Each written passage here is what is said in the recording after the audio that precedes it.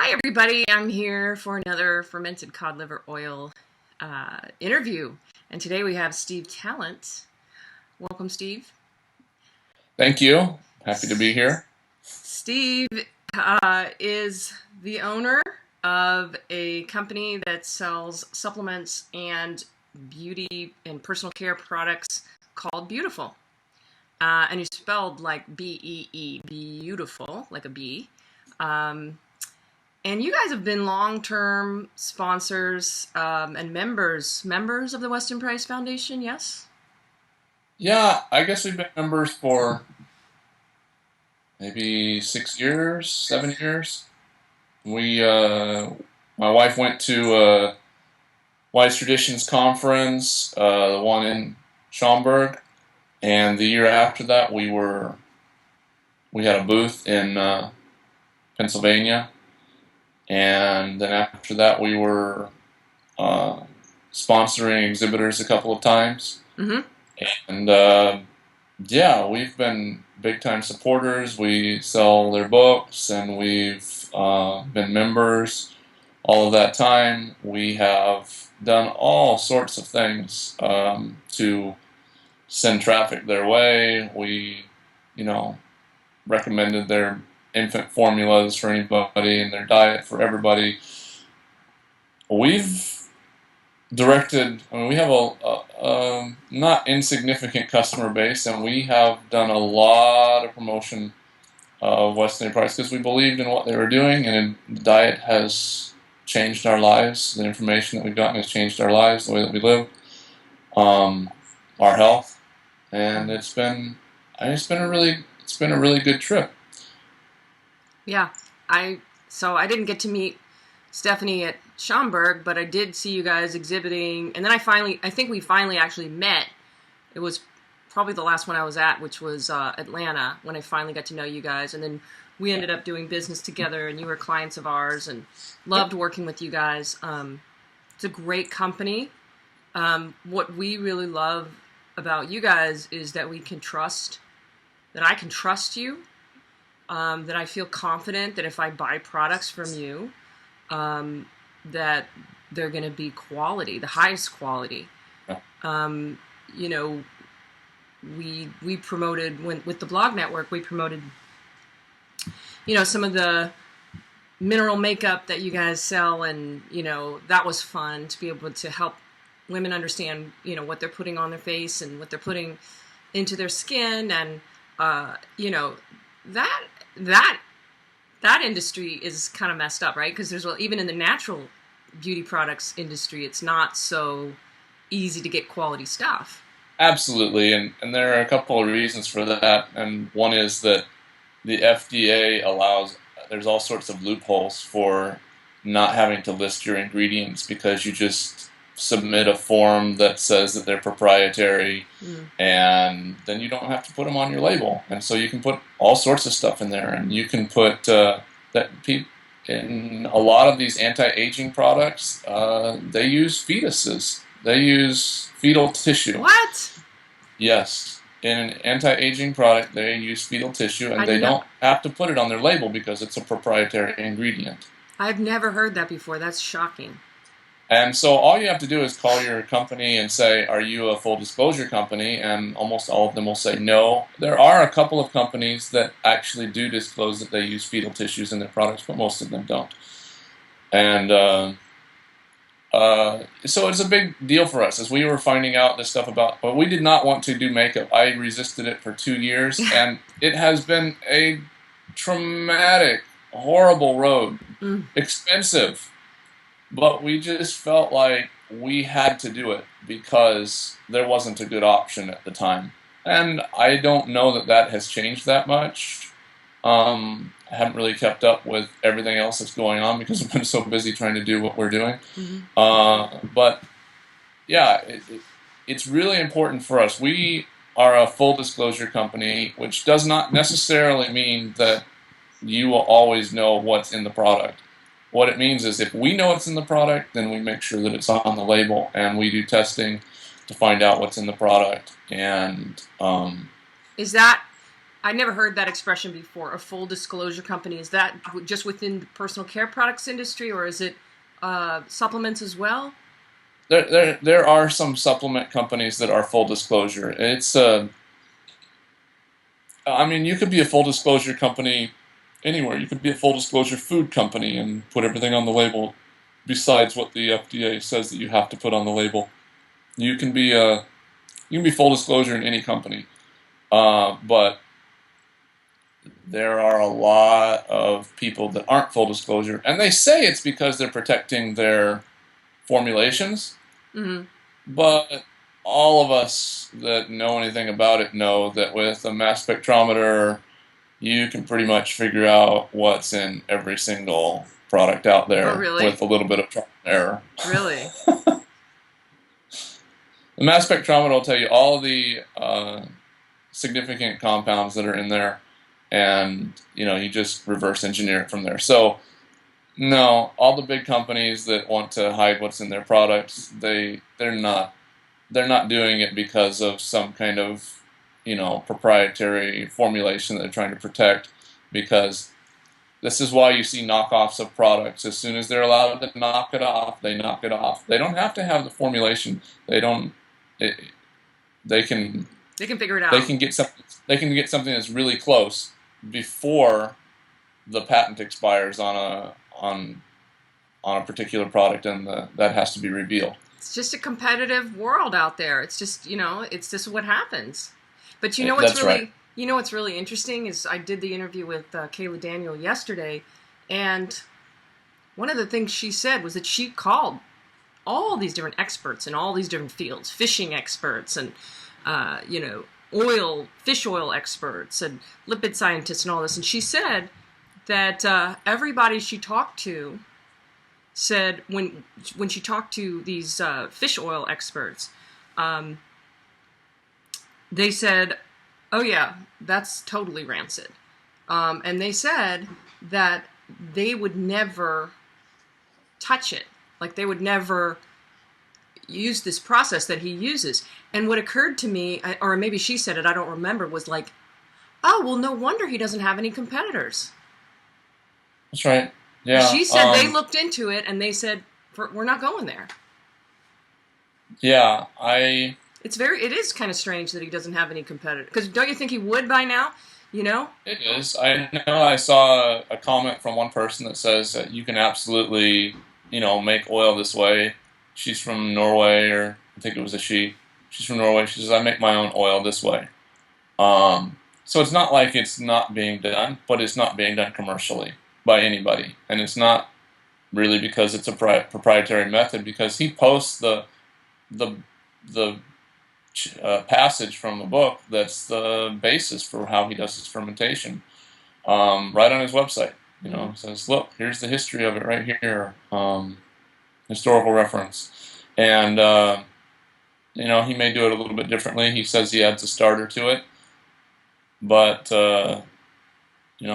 that's anybody can get a starter, some kind of a bacteria mix for making fermented foods, and try it at home. It doesn't sound like it's that complicated. No. Okay. I mean, it may have taken him a few times trial and error. It might take somebody else a few times trial and error, but I think somebody could do it, but nobody is. So there are a lot of people that are in the fish oil industry, and nobody's doing anything like it. Yeah. So you just have to wonder why. Well, maybe, maybe, whatever. We don't know. Okay, so we're going to talk about, you've got an extensive background being in the business that you're in. How long have you guys been in business? Since 2006, so almost 10 years. We're coming up on 10 years in March. That's great. Congratulations. Yeah, I remember Stephanie posted that on Facebook the other day. Congratulations. And it's a family-run business. It is. My wife and I own it, and we have a number of people working for us, but we're very family-oriented. We have another couple that works for us with 5 kids, and another young couple. The husband works for us, and they have 2 kids. So between the the 5 employees, we have eight. That's 10 kids. So when we get together for some kind of a business meeting, tends to be a lot of children running around. Are you guys homeschoolers too? Yeah, all of us. Wow. Um, That's cool. That's uh, actually kind of inspiring because, you guys really work hard. I see you're always, and you're like a lot of the other small, business owners that I know that, we're chatting on Facebook at night, but we're like, oh, I'm still finishing up such and such and such and such. We're like always yeah, multitasking. Yeah. it's like 10 o'clock or midnight or sometimes 2 o'clock in the morning. It's like, yeah, I'm writing this thing that has to go up on our website, Yeah. and that's just the way that it is. We honestly are. We're stretched really thin with both of us working, trying to make sure that this is successful, and homeschooling and taking care of our kids because we don't have any childcare and all the rest of it. We've got an 8-year-old and a 4-year-old and 2-year-old, and they're a lot of work. And that's I know. they're getting better. It's easier right now than it's ever been, and it's still really hard. And we don't even make a lot of money doing it, so Yeah. it's I think a that's what people don't understand. There's a lot of people out there that think, there were allegations flying around about Corganic that they're making yeah. all this money and that they hatched this, conspiracy or whatever. But the reality is, Dan, who founded it, still has a full-time job. Yeah. I had a full-time job for about a year and a half after we founded our company. We were doing pretty good, but enough that I was finally able to quit my job. But yeah, it's like we're definitely not getting rich at this, and some of the opportunities that have come up just by owning a business, I've been like, you know what, Steph, if I just left this one and went to work for this other person that we know over here because they're really looking for somebody, I could make about twice what we're making right now. And she's like, yeah, I know, but I don't know what we can do with our business. Yeah. It's like, do you shut it down, and how much work is that going to be? And we're actually doing some good, You and guys can we are. stop doing that? And it's just, there's so many core issues involved, but yeah, we could make more money doing something else. Well, I think it's a lot of like farmers. We really appreciate our farmers, our small farmers, and how hard they work, and I equally appreciate people like you, our producers, I guess, or retailers, vendors. The people who are getting this food and these supplements and these products out to us. It's so important. It's so important for us to be able to get this stuff, and it's a lot like our farmers. The small farmers that we patronize and support. They're busting their butts every day, trying to grow this food, and they're not making money off this, and it's so hard. But it's so critical for us to support them, and it's critical for us to support people like you, because you're doing things right. And, this is really what we want our food supply and natural products companies to be able to get quality and from people that we can trust. Well, we try. We definitely try, but it's a learning process for us. I mean, what we know now and the products that we add on now are different than the products that we added on 10 years ago.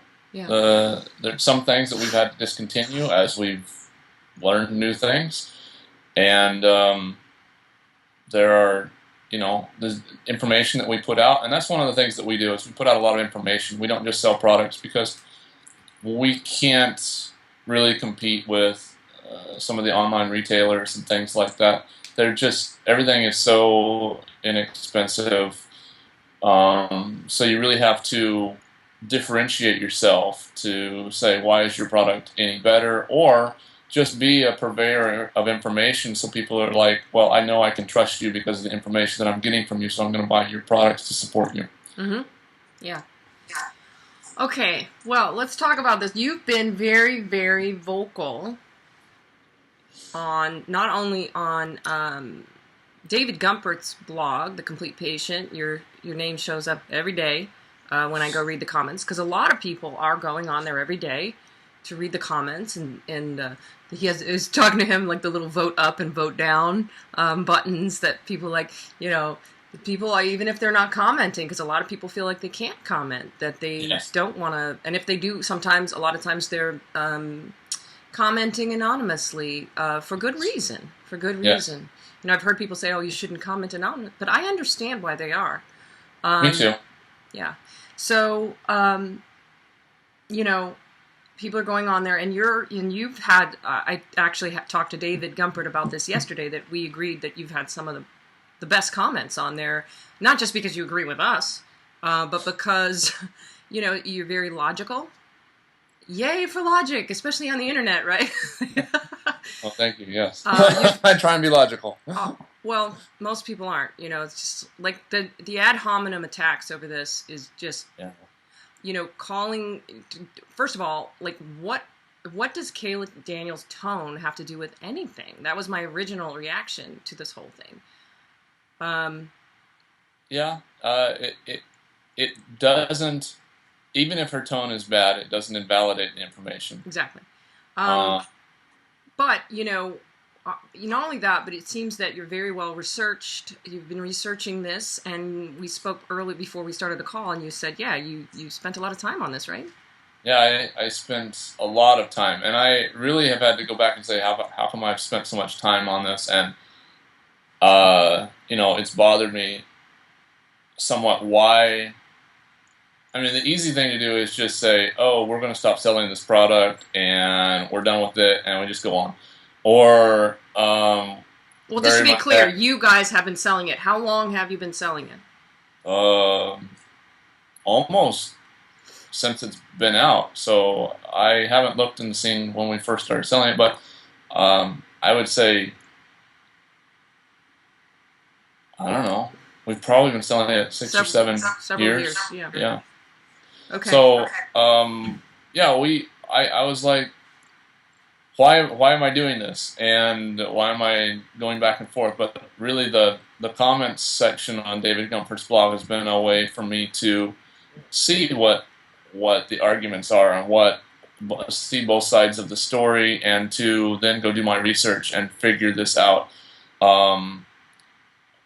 I started out at the very beginning going, why would Kayla do what she did?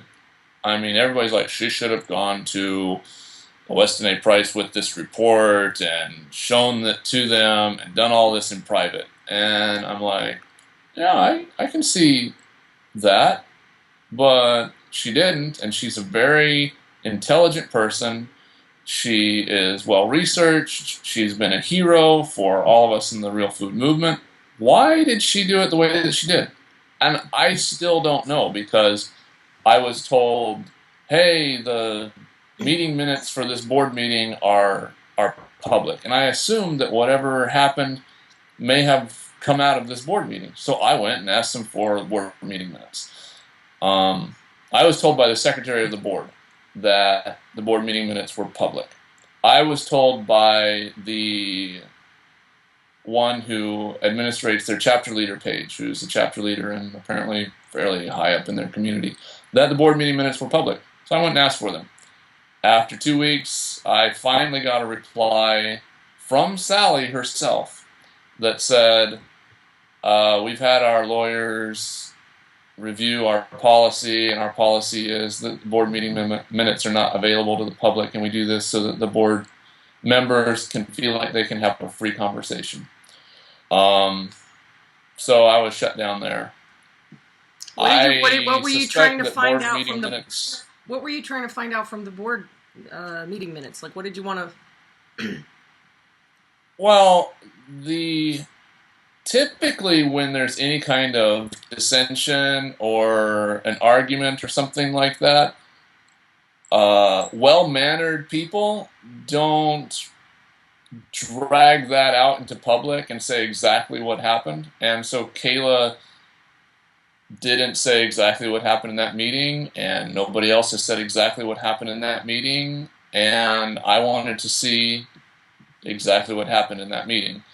And I don't know what happened in that meeting. And I assumed that it was something that was enough to make Kayla Daniel say, it doesn't matter if I bring them any information, they're not going to listen to it. They're not going to act upon it. And so I've got to get more people involved here. There's a principle in the Bible that if you've got a problem, you go to somebody directly, and if that doesn't work, then you take somebody else with you. And if that doesn't work, then you get a whole bunch of people involved, and you make it very, very public, so that it can't be ignored anymore. And I don't know exactly how all this went down, but I can understand why she would have done what she did. I just don't know exactly why she did what she did. Well, but that's how I first started getting into this. Later today, you will be able to watch the video interview with Kayla Daniel, and she will tell a couple of interesting tidbits about what was said. And I can tell you now because this video is going to go up after that one. But if anybody hasn't seen that one, you can watch it. But apparently, one of the things she brought up was the pendulum swinging. You know what this is? You know what I'm talking about? I guess it was on Sarah Pope's blog. I didn't see it, but she said they were discussing in the board meeting that they knew it was good because they had swung a pendulum, and that was muscle testing sort of thing. Yeah. But without the muscles. I guess there's different ways to do it. And Kayla, I think as the conversation went on, she just realized, this isn't going to get resolved here. This isn't going to... And when she originally went to Sally Fallon Morell, Sally's response to her is, it's fine, and if you just go talk to Dave Wetzel, he'll straighten you out. So that was the extent of what she was told. I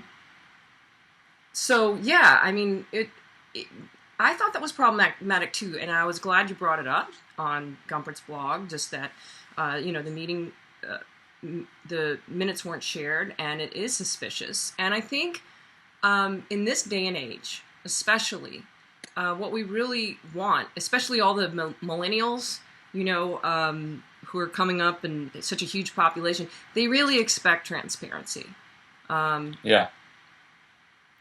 So when you get that kind of answer back, we're just not going to engage. We're just going to not discuss it. It's not acceptable. Right, and that's, all this in the first couple of weeks was just moving really fast. And when Sally came out with her question and answer, her story of what happened in the board meeting and her explanation of the test results that they had in hand did not agree with the explanation given by Sarah Pope. About one of them said we had these test results in hand and that's why we didn't do it. The other one said we had these test results in hand and that's why we didn't do it. But anyway, the stories, they still don't jive. I've asked why they don't jive on the Weston A. Price page in the comments there, and nobody responded. On the Facebook page? No, on their on the post, that question and answer post. And they didn't answer? No, they didn't answer. I made some other comments there, and they went and changed one of the test results that they had posted from Groupveld in Scotland or UK or wherever he is. They went and changed that report a little bit based upon one of the comments that I made, because it didn't have a funding source on it at the time that I made a comment there, and they went back and changed the client to be Weston A. Price Foundation. But they didn't respond to any of my other questions that I asked. So they didn't any of the questions that I asked. They didn't. So you had said earlier before we got on the phone, you said you felt like you were stonewalled. Definitely. definitely. Uh, I asked them for, I had some questions that I asked them on their I asked some questions, I think, on Facebook. I asked some questions on their comment section. I asked them for their board meeting minutes, and they did not give any of the information. One of the things that I asked them about was, I had assumed that when they posted the group Bell report, that it was the entire report. Mm. Um, and I think some people still assume that. But I noticed in one of Dave Wetzel's earliest responses, he posted something that was almost exactly the same as a couple of the lines in the report, but then there was a lot more information that followed, and that information was not in the report that was posted by Weston A. Price Foundation. So I think there's a lot more commentary that we're not seeing. And, why would you hide it? I don't know why. I mean, but it raises suspicion. Why are you? We end up, must be there's something in there they don't want us to see. Otherwise, they would let us see it, right? Mm-hmm. And what is that? I don't know. And maybe not. Maybe it's legit, but we, answer the questions. If you're gonna have a Q&A section with comments, you should answer the questions. Yeah. But again, I think somebody said this on my Facebook page in regard to this whole issue, and she said, she works in PR, and she's a millennial, and she's in the new digital world, and she said, the Weston Price Foundation and Green Pasture Products are acting like they're in the old broadcast world and not the new. It was David Byrne. I went to see him speak. He did that I love PowerPoint. Did you ever hear about that? David Byrne from the Talking Heads. Really cool lecture years ago. And he was talking about how the new technology creates these multiple threads of discussion. Right. And it is true. It's, I kind of feel like we're in this digital village.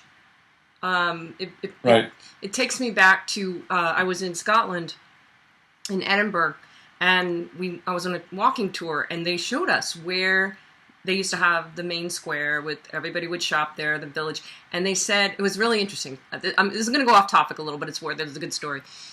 They said that if you stand here and watch, everybody who walks by will spit. And they say that it's for the luck of the team, the luck of the soccer team, or football, they call it. But in reality, it goes all the way back to the Middle Ages, when right below this spot, there were what do they call those things where they put them in they put them in the jail down there. And you could see them. You could see the people. So if somebody stole from somebody, or if somebody did something bad, they would go down there. In the prison, and be in the stocks. In the stocks or in the prison or whatever, and people would spit on them. Yeah. So most people don't even know they're doing that, and it makes me feel like, with this new Facebook and world of being able to communicate, YouTube videos and comments, we are trying to, we're having more of a feeling of being in a village or a tribe where we can communicate more. Yeah, and what that brings about is a level of transparency that has not been available before. There, with the information that people can find so quickly, internet archives and all sorts of things like that, it's just you can have so many different people that can weigh in on something, where when we were talking about newspapers or even television reports or something like that, you did not have this grassroots interaction from people that might have little tidbits of information that they float out, and then later on, somebody ends up putting together a bunch of different pieces and putting together a puzzle. And sometimes they might put it together and it's not quite right, but in the past, it was a lot easier to obfuscate, I think, than it is now. Speaking of that, good word, obfuscation. Let's talk about Chris Masterjohn. I talked to you a little bit about that before we got on the call. I like Chris, and I've really respected him over the years. I was extremely disappointed by his post. I spoke to Kayla about it yesterday, and you had some excellent comments, I thought, on David Gumpert's blog. So let's talk about that a little bit. What do you think about his reaction? I thought that it was long, and I haven't studied science since I was in high school, and it caused me to do a lot of research. This whole thing has just caused me to do a lot of research, and I was trying to figure out what he was saying and things like that. The more I studied, the more I realized that he didn't really say. I had to go back and read it several times. As I went through it the first time, the impression that I got was that Kayla Daniels' report was full of a bunch of holes. And a bunch of what? I went and read through it again, and he didn't say that. What he was doing was acting kind of like a defense attorney you would expect a defense attorney to do. He was just trying to create doubt. Well, it could have been this, but it could also be this. And he did. He created a bunch of doubt. If you go and look, he didn't say, there was very little that he had to say that was substantive at all, and not much that was substantive that was in opposition to anything that Kayla had said. So I was disappointed. The thing that really started me off on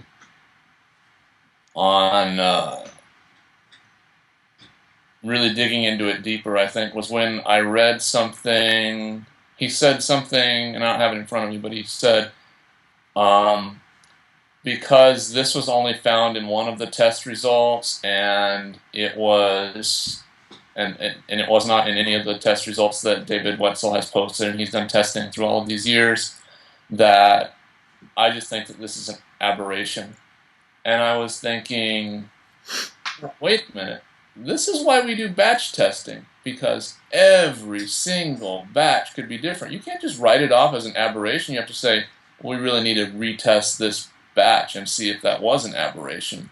You can't just say, this machine screwed up, and because if you're going to do that, then each test result that you get is invalid until you do multiple test results at the same time. So if he's going to say that, then the Grootveld report is invalid because it's alone. And any other single report is invalid because it's alone. You can't just invalidate it because it's,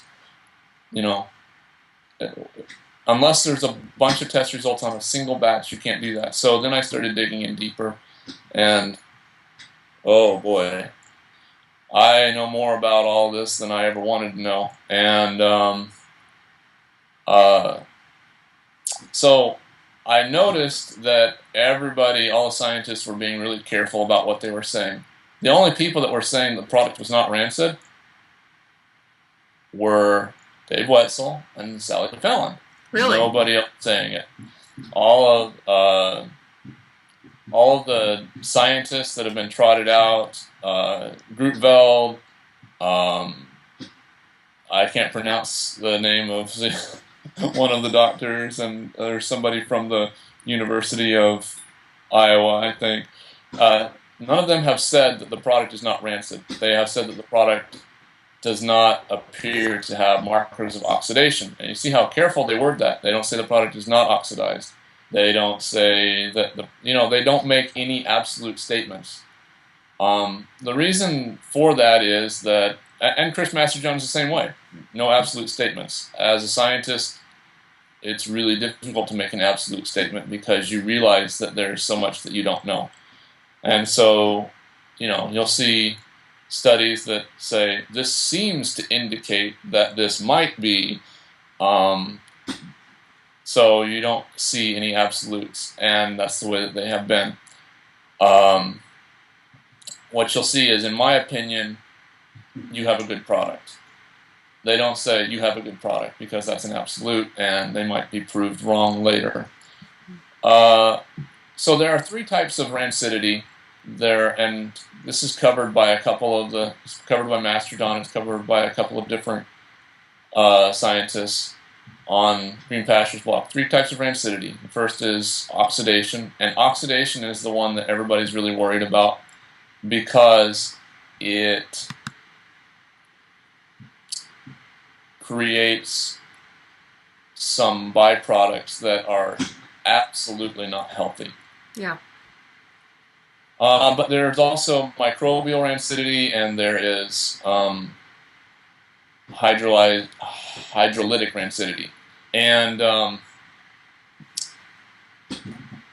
reading what you wrote on Gumpert. You can see by the hydrolytic rancidity and microbial rancidity result in bad flavors, and typically occur alongside oxidative rancidity. And when things are hydrolyzed or they're broken apart by microbial rancidity, the resultant free fatty acids are much more susceptible to oxidation. And so typically oxidation will occur alongside those. And it's just how oils degrade. It seems pretty, I mean, you've tasted fermented cod liver oil, and it does not taste like cod liver oil. It does not taste like fish. It tastes like really bad fish, like it's gone bad. And that's because at least it is hydrolyzed, and it's probably has microbial rancidity as well, because they're actually adding microbes to it to ferment it. And those microbes are going to do something. Yes, they're going to break down whatever sugars are there, but they're probably going to break down some oils too, and that's going to result in microbial rancidity. And that may not in and of itself be dangerous, but it does make the product more susceptible to oxidation, which is where really the problem is, because it seems like there is a belief in the Green Pasture Products Company and the Weston A. Price Foundation that this product cannot go bad, ever. Yeah. And doesn't have to be refrigerated. Well, anybody can tell you that an oil that's not refrigerated is more susceptible to oxidation. So you have all of these resultant compounds from the microbial and hydrolyzation, that rancidity, and those are very susceptible to oxidation.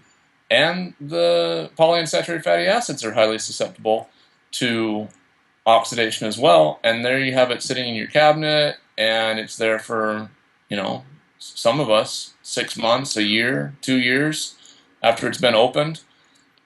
I think that it has some protection as long as it's not been opened, because there's very little headspace in the bottle. There's not a lot of oxygen up there at the top to oxidize the product. But if you're opening it every day or every couple of days, once a week, and you're using up more and more, the headspace gets bigger, it fills back up with oxygen, then that can oxidize the product that's in there. And some people have posted and said, absolutely, the product after 6 months, it tastes different. It is really bad. I mean, if you thought it was bad to start with, it's really bad after 6 months of sitting in your cabinet. And that's when it can be actually very dangerous for you. But we're not hearing that from anybody. No. I mean, Dave Wetzel told me in person, and I've heard other people, he's told this same thing, is that you can leave the product in your cupboard, not refrigerated, for 6 months or up to a year. So that's what we always did. We didn't put it in the refrigerator. But what Kayla Daniels' report said, and this is what she said when I interviewed her, is that it's actually so rancid by the time you buy it that it's already rancid. So, Yeah. Well, the other factor is I contacted Sandor Katz, who wrote The Art of Fermentation, and I asked him, well, listen, I'm looking at different opinions from everybody. These people say that meats can be fermented. These people say that meats can't be fermented. They can be cured, but not fermented. What do you think? He says, oh, yeah, meats can definitely be fermented. They can be fermented hundreds. They can maybe be fermented thousands of ways. We don't even know all the ways that meats can be fermented.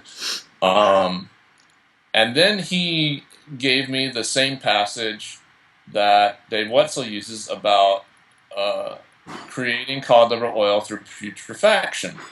So I wrote back to him. I was like, okay, are putrefaction and fermentation the same thing? And he said, they typically occur alongside each other.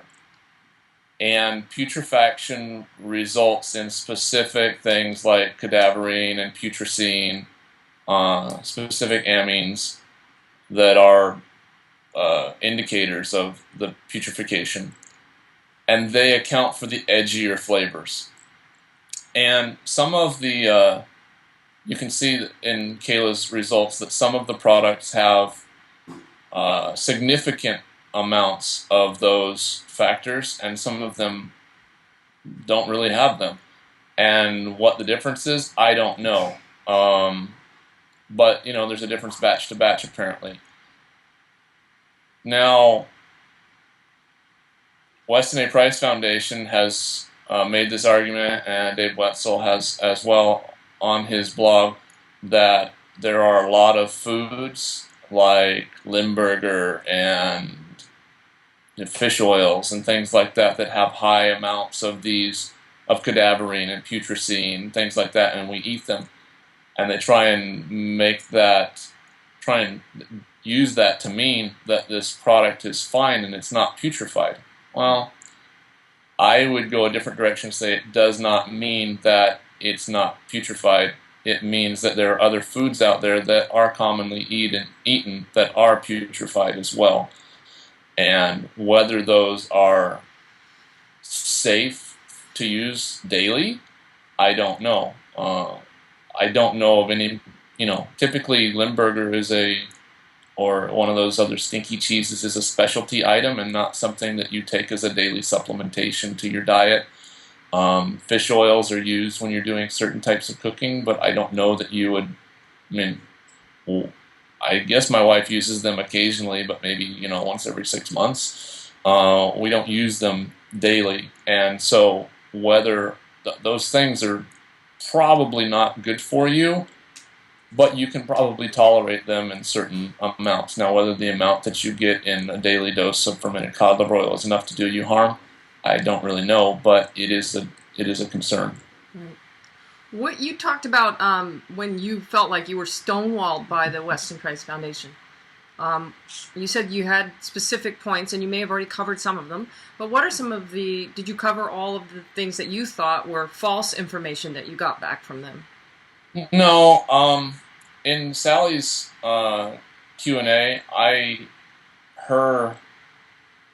really took issue to her labeling thing there. She said that, they've followed all label laws and blah, blah, blah, and that's absolutely not true. And you're somebody who's been in the supplement business for almost a decade now. I am, so I was familiar with, I don't know it backwards and forwards, but I was familiar with dietary supplement labeling laws, the whole big thing that they've got there. And so right from the beginning, some of the things that were said kind of didn't make any sense to me, and so I went and researched them more. I went so far as to call the FDA twice and talk to different people and ask them what they thought. And I talked to somebody in their seafood safety who said, yeah, this product is definitely mislabeled. And was that because of the pollock, or was that... It was because of the pollock. That wasn't because of anything else, but it was because pollock... Yes, it may be from the same genus as the cods. It may be from the same family as the cods, and that is fine. But the FDA does not allow it to be labeled as cod yet. It is not allowed to be labeled as cod. There was some rumor going around that it had changed, that that law had changed. That law hasn't changed. What has changed is that they changed the scientific species or scientific genus of pollock to be in the cod genus about more like 20 months ago now. Mm-hmm. And so that's why they're saying, oh yeah, it's fine to call it cod. It's fine to call it cod. Scientifically, it can be called cod. You and me, we can call it cod. Hey, we ate some pollock. It's from the cod family. We ate some cod. The FDA does not allow it to be labeled as cod. Okay. So that's the distinction. Yep. It may be silly that they don't allow it. It really doesn't matter. There's a reason that they don't allow it, and it's because it would cause ripples in the community, because pollock is a much more available fish than cod, and that they have to figure out a way. They probably will allow it to be labeled as cod sometime in the future, but right now it would cause a really big issue in the fishing community. And so they have stayed with, you can call it pollock, but you can't call it cod. Yeah. Well, we are going to do an interview with Randy Hartnell. And he'll be able to tell you a lot more about that than I will.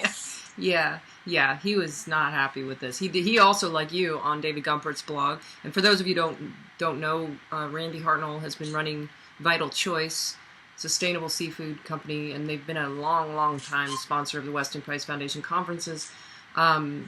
He, like you guys, pulled out of the conference this year in Anaheim, and he, like you, did not mince words on the Gumpert blog. You guys have been very adamant that you're not happy with the decisions that Weston Price Foundation is making, and that you're not happy about all these things, the labeling, all these issues. Let me see, what else do I have to ask you? What? Well, let me just say that one of the things that bothered me about what Sally said was she talked about the D2 issue. This is the only cod liver in the world that's natural that has D2 in it. Cod doesn't have D2 in it. It has D3. Cod liver has D3. The only way that you get D2 into a product is that you add it back into some of these other cod liver oils. So if you test them, they'll have D2 in them because they strip out the vitamins and they add it back in. Synthetic, right? Right. Well, synthetic or natural, it really doesn't matter. They're adding product back in, and that's how they get their D2. Maybe they're good, maybe they're not. I don't know enough to know. I don't know enough to comment about it. But Sally said that, the prevailing view is that D2 is not as good as D3, and that it can even be toxic. And they had repeated that view. And then fermented cod liver oil came back having D2 in it, and they were going to reconsider their position. Like, there's tons of studies about D2 versus D3. Lots of studies. This information is out there. We know what it is. The fact that they would reconsider their position on D2. Listen, we weren't allowed to bring products to the Wise Traditions Conference if they had D2 in them. Really? Yeah, it was one of the things that they don't like D2. So, like, you mean if you had like a multivitamin or something? That's right. We've never brought any of our multivitamins to. They're our biggest sellers, and we've never brought them to, because at the time we didn't have any that had D3. That had D3 in it. We have some now, but we didn't have any then. So you can't bring chocolate, you can't bring coffee, and you can't bring D2. Unless you have a fermented cod liver oil, I guess. Which somehow miraculously has D2, because no other cod liver oil out there has D2 unless they add it. Now there are people, and you'll probably get this from some of your other interviews, but there are people that say that the reason that it has D2 in it is because the test results are not right, and that it actually is D3 in the product. But I don't know that. I don't know that for a fact, but that's what I've been told by somebody. So, and that's something that I would think is suspect. It's like if you have, my thinking would be if somebody's got an animal product and they process it and then they get it tested and they come back and it says you have D2 in the product, I would be like, why is there D2 in the product? It's And a I would plant. think, It's a plant-based, right? I would think, D2. one, our product, the test results are bad. So we get it tested by somebody who's an expert in this field. Like in this case, a marine biology lab that's used to testing for these things. But the second thing is, I would be like, is my process converting the D2, the D3 to D2? And I don't know if that's possible in a microbial process. I mean, Master John says we don't know what microbes will do exactly. They do all sorts of things, and we're still trying to figure it out. So is it possible that it can convert D3 to D2? Maybe. But then it's like, well, now you've taken a product that had D3 in it, typically has D3 in it, and you've made it into D2, which is a less bioavailable form, and you call it good. Those would be my two options. I wouldn't be like, oh, let's rewrite all of the information out there on D2 so that now it's safe and now it's as good as D3 and now it's everything. Let's reconsider our entire position on this vitamin. That wouldn't be my first or my second choice. And yet that's what they did, and it seems like that's where they are with fermented cod liver oil. Health concerns? Oh, no, there can't be any health concerns with it. It's a good product. Labeling concerns? Oh, no. They know what they're doing. It doesn't matter what the concern is, and that really that's bothersome to me. So when she concluded her question and answer, and she said, the question was, what most concerns you about the Kayla Daniels report, or about the Kayla Daniel report? And she said, my concern is that it seems that this was an attack to put somebody out of it, to put a small family company out of business. And I'm like, my first concern would be people are getting sick.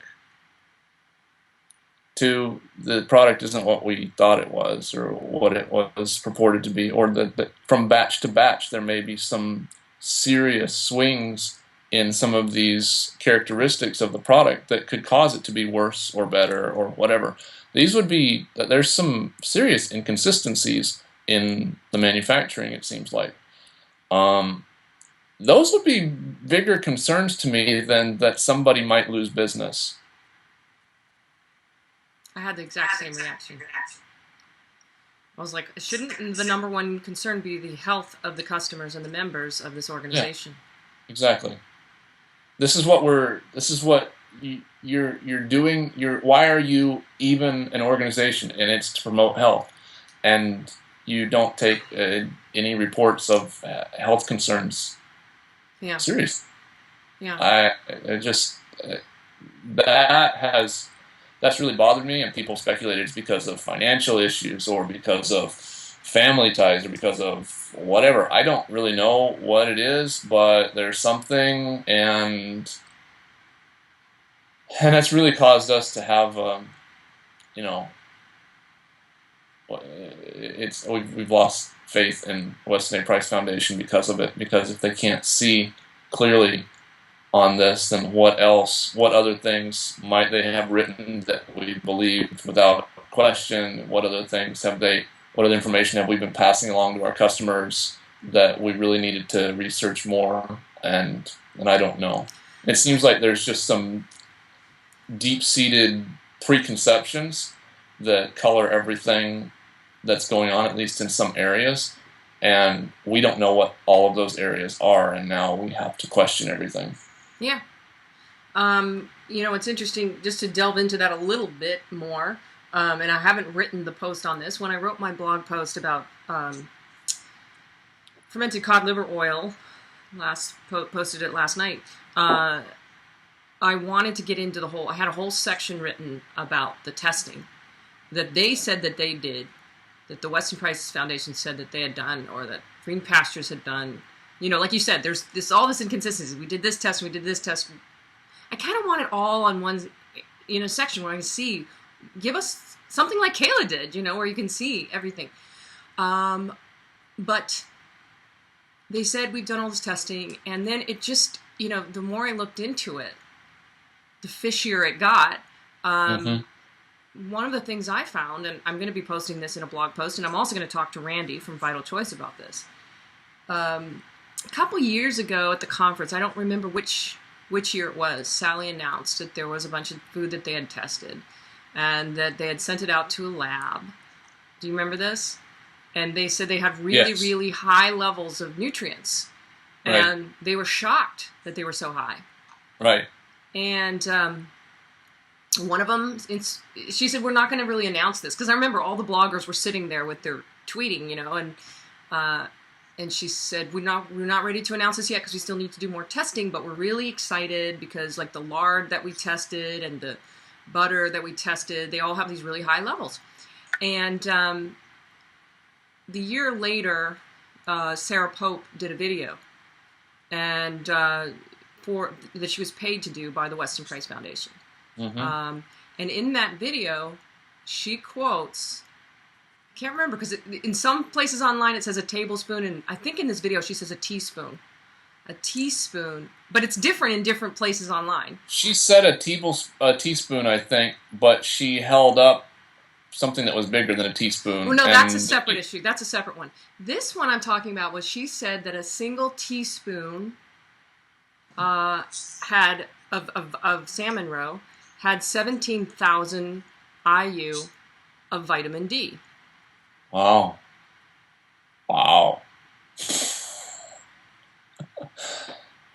Yeah, that's And she a lot. quotes. She says this is from in the article she wrote about it, or the article that's on the Weston Price website, which was then quoted by a couple other bloggers. And I'm going to put this all into a post. She quotes that it was from UBE Labs. Yes, that's and that's the lab, the same isn't it? lab that said that the cod liver oil had D2. Yeah. Now, my response to that is this. I weigh myself every morning when I get dressed, and I always weigh around 130, 132. It fluctuates a little, especially during the holidays. If one day I stepped on the scale and it said I weighed 35,000 pounds, if I was on a different scale, I might say, well, maybe something's wrong with the scale. But Yeah. Sally's response was, we think maybe, in fact, I read this, I think it was in her response to this whole thing. She said somewhere, I have to find where she said this, she said that she thinks the USDA might just be wrong about their numbers. What I've heard from some people is that this lab tests for different metabolites, and that they add them all up together, and then that gives you what you're doing. The real problem that I have is that I would be really interested to see if, when they tested lard at that lab, if it came back with D3 or D2 in it. Because if all the animal products are coming back as D2, then there's some kind of a problem with their process or their reporting or something. So, if we're told this, and then we're supposed to believe, we're just supposed to be okay with the testing has been done, everything's fine, and we swung the pendulums, and it's all good. Yeah. I mean, no, that's not enough for me. If you're putting out information that's just flat out wrong. By the way, if people want to look it up, you can look it up on Google, but D2, the vitamin D in a tablespoon of salmon roe is about 75 IU, not 17,000. Yeah. It's a huge It's a huge delta. Yeah. So it's really been that Weston Price's entire response has been extremely disappointing to me, because before they even had a chance to read through the entire report, I think they were already posting on Facebook that there was nothing wrong with the fermented cod liver oil, and everybody should just go ahead and keep taking it and stop worrying, and we'll come out with detailed information refuting all these points in a few days and everything. And my initial response to just hearing that was, they didn't say we're going to review this and come back with a response. They said that they were going to review it and basically come back and defend FCLO. They were going to figure out how they could defend FCLO. the fermented cod liver oil. Why do you say that? Why do you say that? That's what they said on their Facebook page. Now, that post got deleted. It's gone. But their initial response, that's what they said. They said that's the way that they said it. They phrased it so that, we'll come back and we'll address all of this in a few days, and but yeah, there's nothing wrong with fermented cod liver oil, and we'll show you why in a few days. Is basically what they said. We'll show you why the report is wrong, and then that gets deleted. Why did that get deleted? I don't know. It's like all sorts of information is disappearing without any comment.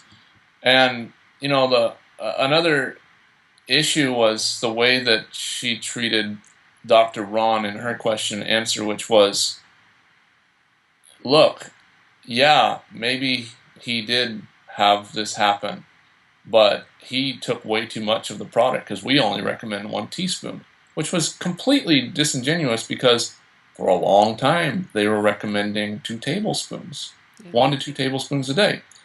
And it's like, oh yeah. But see, then that also is an issue there. They're not warning people. She basically said, yeah, it probably caused his heart problems, but it was his own fault. That's what she said.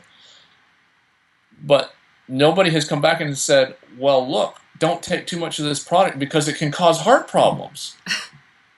Right? I mean, she basically admitted that, yeah, this can cause heart problems if you take too much, but she didn't say, don't take too much, be very, very careful.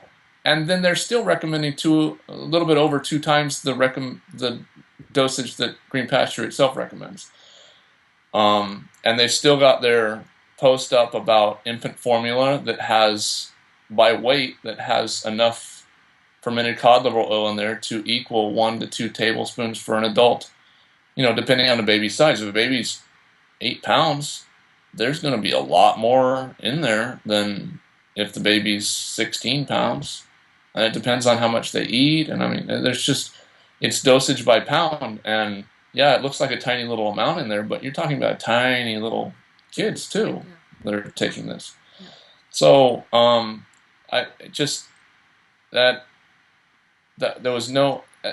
It bothered me because I was, up until this report broke, I was still giving fermented cod liver oil to my child, and I thought it was a really good product, and I was giving her, because I wasn't just doing daily supplementation for her, I was giving her extra when I gave it to her, because 1, I didn't remember very often, and 2, she needs it for her teeth healing, so just the daily amount wasn't good. I was probably giving her an adult dosage, and she weighs about 50 pounds. Well, and it was, based upon, I don't even know what recommendation I was using it based upon. I was giving her 4 capsules of the combination, and I think that's an adult dosage, so that's, probably 2 or 3 times what would have been a normal dose for her. And I was perfectly fine with that because of the levels that Weston Price recommended and the things that they have said about it being safe and all that. And I am grateful that I'm so inconsistent with giving her the supplements now, because let's assume for a moment that there is something bad in there, that Dr. Weston A. Price said that that you have to be really careful about your cod liver oil and give it in really small quantities, and which is why he was really happy to use the high vitamin butter oil, because he was able to get the same benefits using a much lower dosage of cod liver oil. He said that the cod liver oil has some toxic elements in it, and some toxic compounds in it. And he did, as far as I can tell, he didn't use it for daily supplementation. He used it when people were really sick and they needed a medicine. Right. They needed to be healed. You need something. And so at that point, it's like, yeah, we can deal with these things. So if you're taking a big dosage every once in a while, it can overload your liver more than if you're taking a small dosage on a daily basis, where your liver has a chance to process it. But either way, if there's a little bit that it can't process every day, then that just builds up to a point where you actually have some of these problems, which is why different proponents seem to be like, well, why aren't people just dying? Why aren't they just keeling over and dying? Well, if I go eat at McDonald's tomorrow, I'm not going to keel over and die.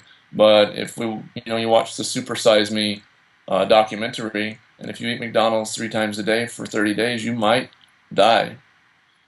And again, with McDonald's, they interview the guy and says, this is not meant to be eaten 3 times a day. Right. All the time. But they don't put any warnings out. They don't say, hey, have you eaten here this week? Have you eaten here today? Because you probably don't need to eat here again.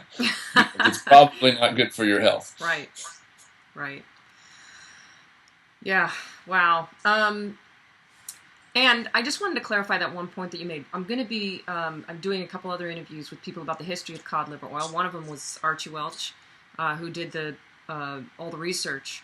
But one of the things he said, to clarify, was that Dr. Price, during his day, the cod liver oil out there was rancid, because they didn't know about the antioxidants, and they didn't know about, they didn't have these modern technology ways of keeping the cod liver oil not rancid. Most of the cod liver oils out there now, they're not rancid. And one of the things that was said about Dr. Ron was that that he took too much, and that's all it was. Well, when I asked him about that, what he said in the video was, I took Carlson's for 25 years. Same amount. Then for 2 years, I took fermented cod liver oil, same amount, and I ended up with advanced heart failure. That's irreversible, and was hospitalized for 11 days, and was given a prognosis of 3 to 6 months to live. So, and he never even thought it was the fermented cod liver oil. He didn't put it together. So I think, we do need to take into consideration that the way the cod liver oil is produced is really important. And there's plenty of cod liver oil out there. We're not damning all cod liver oils. There's plenty of ones out there that are perfectly safe, and they're not rancid. And they wouldn't be on the market if they were rancid. But there's a lot of data to look at here, and what I recommend is people watch the videos, see what Dr. Ron said, see what Kayla said, look at the information before you make up your mind about whether or not you think this product is safe. Yeah. And do the research. And I don't expect everyone to do all the research you did. You wouldn't expect anyone to do that either. Yeah. But I think that's why I wanted to make these videos, just to have different voices and have different people talking about it.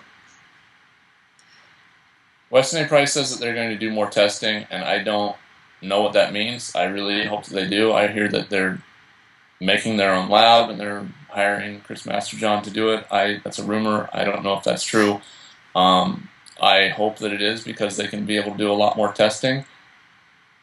What concerns me is that I'm not entirely sure at this point that we will get all of the data that comes out of any testing that they do, if it shows that there's anything negative, and that's bothersome. I don't trust. The trust has been broken, and I'm skeptical at this point. Yeah, I am too, and that's why I've moved on, and that's why I think Dr. Ron and Kayla and all of us have moved on with the Amigos, and it's just, there's no there anymore. I just don't think, as much as we love the Weston Price Foundation, I just think we're done. There's only so much betrayal you can take before, somebody cheats on you, and the marriage eventually is just over. And you can try to keep working it out. But, I don't know if cheating's the right thing. It's more like being beaten or something. There's just only so much abuse that you can take. Yeah, I think it's more being deceived and lied to and led along the path. And every time I read something now that is on the Green Pasture blog, or I read something on the Weston A. Price Foundation blog, I'm just like, I'm having to try and read between the lines, because I don't think that they're liars, but I don't And so I believe that, and so I don't think that they're going to outright say something that they know is false. But I don't necessarily think that we're getting the whole story all of the time. It's kind of like our fish is sourced from the what did he say, the Alaskan waters and the Arctic, and in the tradition of the Vikings and things like that. And you're thinking, oh, it's sourced way up by, Finland and Norway and way up in those cold waters, and you find out that it's sourced, 500 miles south of the Arctic Circle, and it's sourced in the Pacific, and it's not that that information was being hidden from us necessarily, but the things were being said that kind of led us down a different path, and never were made clear.